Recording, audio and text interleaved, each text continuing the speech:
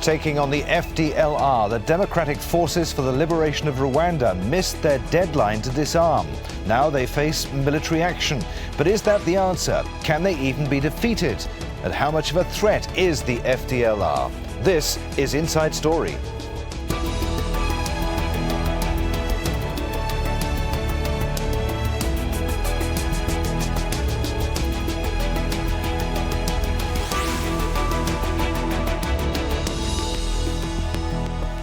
Hello and welcome to the programme. In Doha, I'm Adrian Finighan. The deadline to surrender their weapons has come and gone, but Rwandan Hutu fighters have failed to disarm.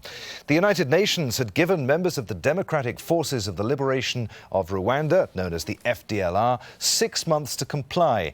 But in that time, the fighters instead continued to recruit and train new members from their base in the Democratic Republic of Congo.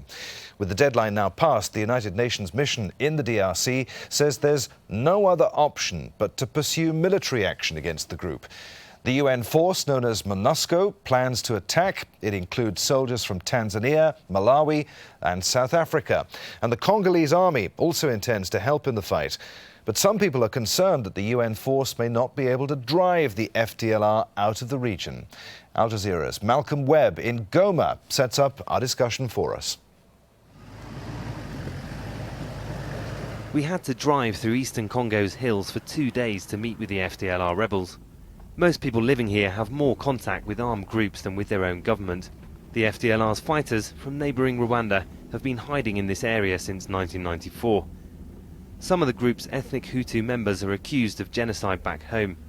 It's also been accused of mass rapes and killing civilians here in Congo. We reach a hilltop village under FDLR control. The group's spokesman shows us around. He says they've laid down arms and don't want to fight. And he says they want a dialogue with the Rwandan government. They tell us we're criminals. Let them point out the criminals among us, and we will sideline them. But what about the Rwandan army's massacres of our people in Rwanda and Congo? The solution to the Rwandan problem is truth and reconciliation. There are no fighters or guns on show here. Instead, we're taken to a meeting with their wives and children. The FDLR says they'll be among the victims of any attack. The rebels were given a 2nd of January deadline to surrender. Few have done so, although they insist the process is underway. But the United Nations says many of the fighters are hidden in the bush preparing for battle. And it says the group's using the families as a human shield. Government troops near here told us that there are FDLR fighters hidden in the tops of these hills. Meanwhile, the government troops themselves are further down here in the valley.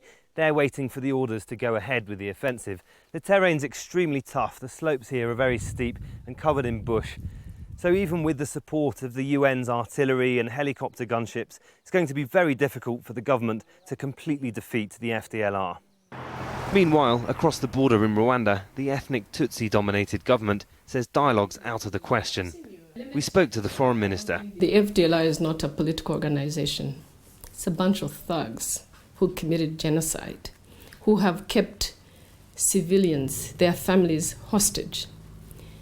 So that should be very clear, that nobody should even think that there is any kind of political claim that this group can have. Back in Congo, government soldiers deploy with fresh supplies. Everyone here is waiting to see if and when the fighting will begin, and if it can bring an end to a regional conflict fought on ethnic lines that's dragged on for more than 20 years. Malcolm Webb, Al Jazeera in the Democratic Republic of Congo. All right, so let's bring in our guests and get their thoughts on this. From Goma, we're joined today by Fidel Bafilemba, field researcher at Enough Project, which is an organisation that fights to end genocide and crimes against humanity. From Johannesburg, Stephanie Wolters, head of the Conflict Prevention and Risk Analysis Programme at the Institute for Security Studies. And from Kigali, we're joined by Simone Schlindwein, Great Lakes correspondent for the German newspaper TAZ and specialist on the FDLR rebels. Welcome to all of you. Stephanie, if I could start with you first. Is a military campaign the right way to go about disarming the FDLR? Well, I think that at this stage, it's a long process that's come to this point. This is, in fact, something that was initially launched by SADC when it first introduced the idea of the Force Intervention Brigade, which is the Tanzanian, South African, and Malawian component of the MONUSCO force. And it really started when the M23 were active in 2012 and 2013. And that's where this Force Intervention Brigade, which is also a key component of what's going after the FDLR, was first mooted. It's not the first time that there has been an exclusive military solution designed to go after the FDLR. There have been past campaigns both by the Congolese army and the United Nations that have been partially successful and have certainly weakened the FDLR. So the real question here is what is the difference this time? And I think that, you know, we have seen different approaches. The sense is this time that perhaps the Force Intervention Brigade, which is the South African and Tanzanian-led brigade, will have a more aggressive approach to the FDLR. But I think, as you pointed out in the piece in the beginning, there are some very real concerns and some differences with what they were having to do with the M23 in late 2013. So there's some really big military challenges. And then, of course, some key questions around what happens to the Congolese civilian population and others who are in the way of a military solution. So I think this is one aspect of how to address the long-standing presence of the FDLR in eastern DRC, but it's certainly not the entire picture. Okay, let's move on to Simone Schlindwein in Kigali, who's a specialist on these FDLR rebels. We heard Rwanda's foreign affairs minister say that the FDLR is not a political organisation. They're a bunch of thugs who've committed genocide. Is she right? Well, it's the total different understanding of the FDLR how I have it, because the FDLR right now is not a military threat in the end. If you estimate them about 1,300 active fighters, it is definitely not a military threat for the Rwandan army anymore. In the end, it is a political organization which set up like a shadow state, like a state within a state, with a government which they elected, like the president, who was just re-elected in the end of November. He is in Germany. He's based in Germany and currently in front of a court in a trial, which is going on since 3.5 years. And it's accusing him of leading a terrorist organization and committed war crimes and crimes against humanity. The FDLR political wing has also ministers which are based around in the diaspora around the world, including Europe, including the US, including African neighboring countries of Congo. It has like a functioning administration. It has as well, like, for example, things like a justice system, which they literally copied Rwandan justice systems with the Gacaca courts. It has an administration, it has a pension fund, it has even marriage certificates. It is definitely a government, or let's say a state in a state, which they're trying to fake at least a political government. So for me, the FDLR is military almost finished, so the operation is not the biggest challenge right now. I think the political deal with them is much more challenging, because especially to address them as a political party will be a total different game, because they're claiming something, and they call them citizens. They have refugees in their groups, in their wrong ranks and in their group as well, which they call them citizen. And so it is definitely something else we have to deal with. After they are militarily defeated, there will be a political game to be started to deal with them. And I think it's not the end if they are militarily disarming or surrendering or defeated. The next step is a totally different game, and we have to address that as well in thinking about it. Well, let's get the thoughts of Fidel Bafilemba, who's in Goma. Rwanda says that dialogue is out of the question, but should there be a political settlement in this case? Well, political settlement or military options, I really doubt, I heavily doubt that anyone is really committed to ending the FDLR issue in Eastern Congo. Until key stakeholders to the crisis in Congo have gotten enough of a loot, enough of natural resources pillage, then maybe we could see a starting of a solution. But as you might remember, Congo has been all over the world striking deals, peace deals. And we do not stress it enough that it's all dependent on political buy-in. It's heavily dependent on President Kaguta Museveni, Kagame Paul, and Joseph Kabila. Until these three people, they have come together and made up their mind that, okay, we need to restore peace, genuine peace in the region. It will not happen. Let's put that point to Stephanie Wolters then, Stephanie. Of course, the early January deadline, as we've been saying, for them to disarm came and went. I wonder why this military offensive hasn't yet begun. Is there political will among the nations that make up this MONUSCO force, or are there signs of a split within that regional force? Well, I think there's a realization on behalf of South Africa in particular that this is going to be a lot more difficult than the M23 offensive with which this Force Intervention Brigade essentially launched its interactions in the eastern DRC. SADC was in fact instrumental, along with the ICGLR, in extending the deadline from an earlier deadline in June to January 2nd, 2015. And I think they had hoped that they would make some kind of progress. But as many have pointed out, I mean, we've seen an absolute trickle of voluntary disarmaments, and in fact there are extensive reports by the UN as well that the FDLR are rearming. So I don't think that we're at this point really able to believe that there was any sincerity involved in that process to any great degree. South Africa, I think, has been hesitant, understanding that it will be complicated, that there will be civilians in the way, that there are, as my co-speakers here have said, other interests at play, economic, political, that are both regional and linked to their position in Eastern DRC. So it's a very complicated situation, and I think that the political will within that Force Intervention Brigade has been lagging. We had seen President Zuma of South Africa wanting there to be another SADC summit to discuss this. He has apparently been overruled by the President of Angola, who holds the presidency of the ICGLR, another regional body. And so we are now being told that all operations are ready to go. And I do believe that that is the case, but there are concerns and differences of opinion within the Force Intervention Brigade and also within some of the troop contributing countries to the UN force as well. Simone, do you want to add to that? Yes, I think my point of it is the operations already started. It is not about, okay, expects when you hear the word operation, it is a big bang, bang, boom, boom. But it is as well a pre-phase of actually fighting. If that fighting is actually really necessary is still a question.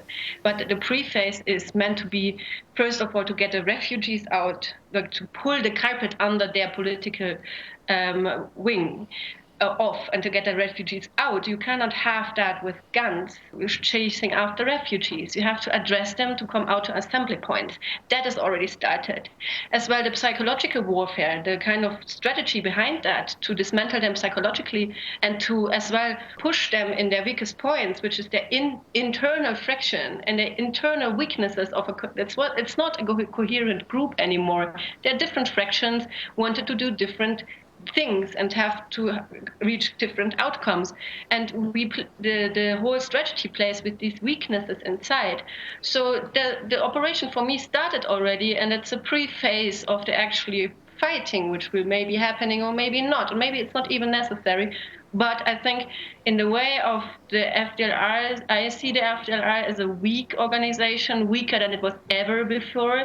It is actually happening already. If there is a fighting needed, I'm still questioning, at least in the big scale of operations like we have seen that towards other armed groups, it's maybe not even necessary, because the FDLR political wing is strongly trying to disarm and trying to get their guys to drop their guns.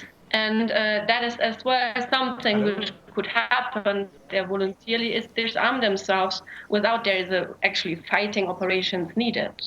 Stephanie, what about the Congolese government? Why might it be reluctant to get involved in any military operation against the FDLR?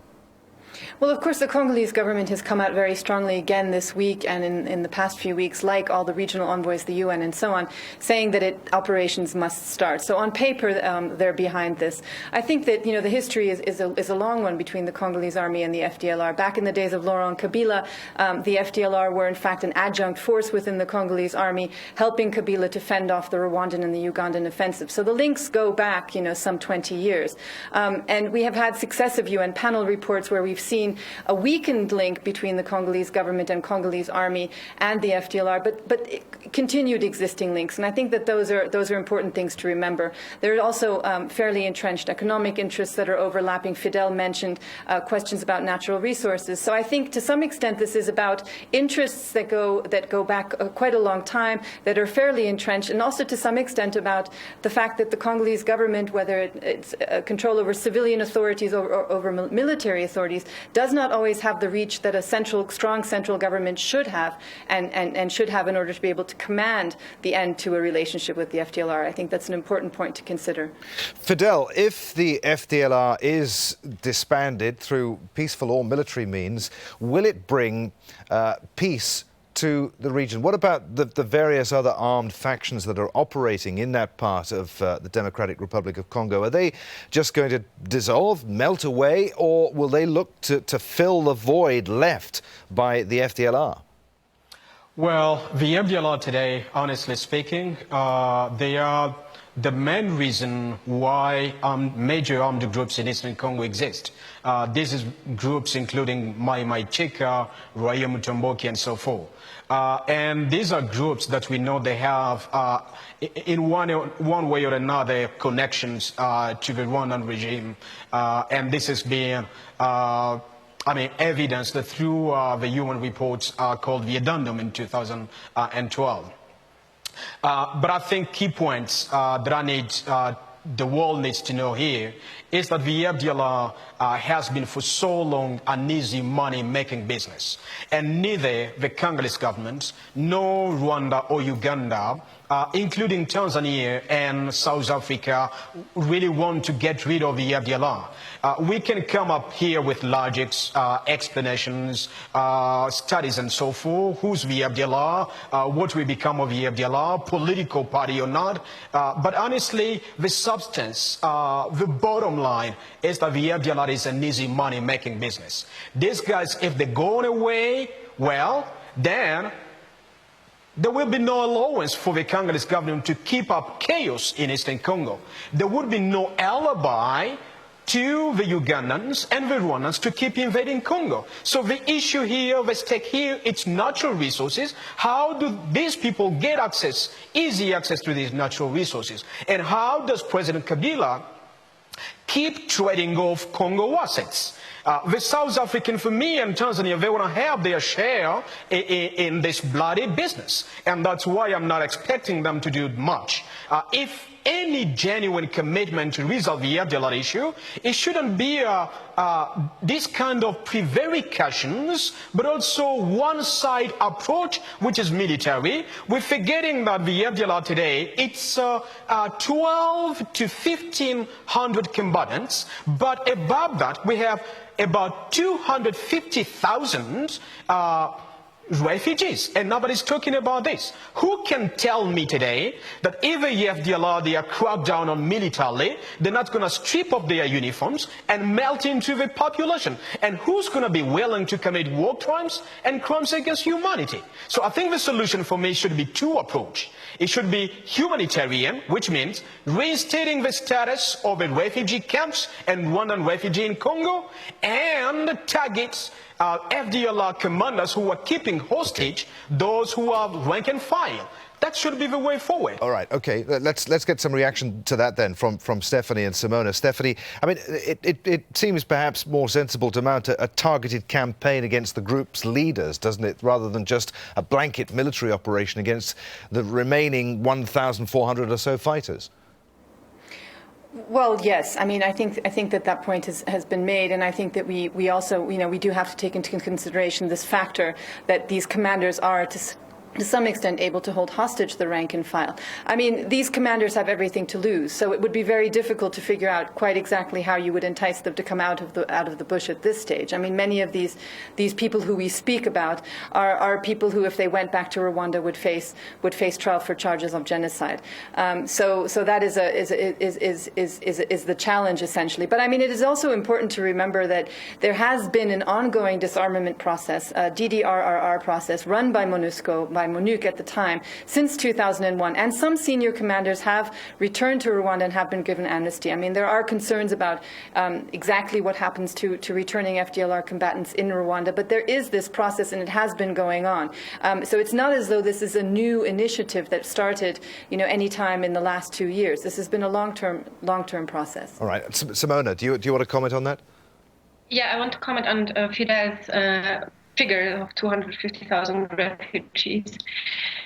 It is surely the FDLR claims to represent these 250,000 Rwandan Hutu, mostly Rwandan Hutu refugees in Congo still since 1994, but they're claiming that to say, okay, we have a big amount of citizens, which we are literally being representing as a government. No, it's not the case. I got figures from FDLR 2012 who listed literally each of them who is, let's say, a dependent, a civilian inside FDLR structures. And if you count them up, it was like about 18,500 in North and South Kivu, which they're literally practically administrating. The rest are really poorly refugees. Most or sooner or later, maybe not directly linked to FDLR. So I would really deny that they're claiming or they are representing these 250,000, which this figure is totally unbelievably high. What the FDLR is using as a propaganda for myself. The other thing is that the strongest military leader who always made FDLR disarmament, FDLR operations as a mission impossible for the international community, and as well like a very brutal and very bloody thing if it really was right. And it's not the first time they tried to dismantle FDLR, but it always failed because the FDLR committed big amount of massacres 2009 as a revenge attacks. This guy is Sylvestre Mudachumura. He is the military leader of the FDLR and the whole FDLR military wing. That guy is old, he's sick, he's diabetic and alcoholic, and he is wanted by the ICC in Den Haag. So he has an arrest warrant out on him, and he is trying to get out of that mess in a certain way, that he's trying to find his way out in a strategy how to surrender so that he will be not killed in the end by anyone. And I think that is a major step that already happened to weaken the FDLR as well as their military wing. Okay, Simone, I just want to talk about the role of the UN in all of this UN force, MONUSCO. Stephanie, what are the political and military consequences, dangers, if you like, of the UN involvement in this conflict? I mean, in a military offensive. Well, the UN has been involved in these types of things before, so this isn't really a new for it. And in fact, I mean, in some ways, it's a response to what has been a traditional criticism of MONUC and then MONUSCO, which is that it doesn't react strongly enough. It doesn't protect civilians enough in situations in which they are threatened. In 2012, the fall of Goma to the M23 was one of the greatest humiliations of the MONUSCO force. And so in many ways, I think, last year when they were able, in 2013, when they were able to defeat the M23, it was an absolute high moment for MONUSCO and for this Force Intervention Brigade, which had only just become operational. So this isn't necessarily a new step for the UN at all, but it is extremely high profile. And in many ways, what's happened is that because there's been this unique focus on the military solution and these deadlines, and it's been very highly publicized, there's extreme pressure now to deliver. And I mean, Simone and Fidel have both spoken about the operations that are going on around in order to try and secure civilian populations and make sure that collateral damage is minimized. But there's no way to do this clinically. And I think, faced with the fact that these operations, military operations, are now having to be launched, all the different statements that have been made, UN Security Council, everybody is pushing for this. Okay. It's still going to be a very delicate military operation and therefore risky reputationally for the UN and for the contributing countries to the Force Intervention Brigade. And I'm afraid there we must leave it. We are out of time on this Inside Story. Thank you all for being with us. In Goma, Fidel Bafilemba. In Johannesburg, Stephanie Wolters. And from Kigali, Simone Schlindwein. And thank you for watching. Don't forget you can let us know your thoughts about this programme or any other Inside Story by going to our website at aljazeera.com. You can post your comments on our discussion at facebook.com/AJ Inside Story, or you can tweet us at AJ Inside Story. In Doha, I'm Adrian Finighan. Thanks for watching. I'll see you again. Bye for now.